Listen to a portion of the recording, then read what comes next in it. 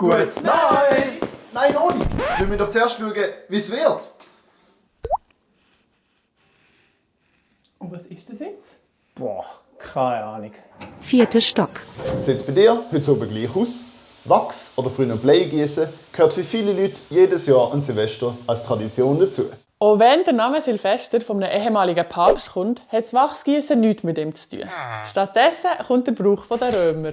Sie haben ihn damals aber eher gebraucht, um Schlachten, Krankheitsverläufe und Ernten vorauszusagen. Erst im Mittelalter ist es dann Richtung Magie und Abenteuer gegangen. Beim Wachsgießen macht man sich die Aggregatzustände zunutze.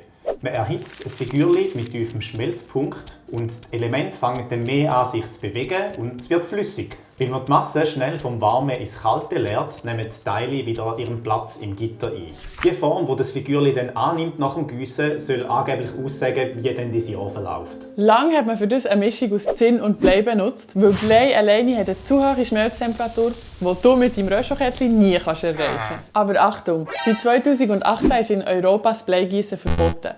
Weil beim Erhitzen von Blei können Gase entstehen, die unsere Lungen oder unseren Magen schädigen können. Darum gibt es viele Alternativen, wie Zinn, Teig oder Gummibärli-Gießen. Von all diesen Sachen hat sich aber das Wachsgießen am meisten durchgesetzt und kann dir jetzt deine Zukunft voraussagen. Wichtig an dieser Stelle ist natürlich zu erwähnen, dass das Deuten von diesen Figuren nicht wissenschaftlich belegt ist. Aber ganz ausschließen, dass sich die Vorhersage bewahrheitet, das kann man natürlich nie. Schick das Video der Person, die mit einer unbedingt Wachsgießen heute Abend. Wir bedanken uns für euren Support in diesem Jahr. Uns macht's mega Bock. Und wir wünschen euch Einen guten Rutsch!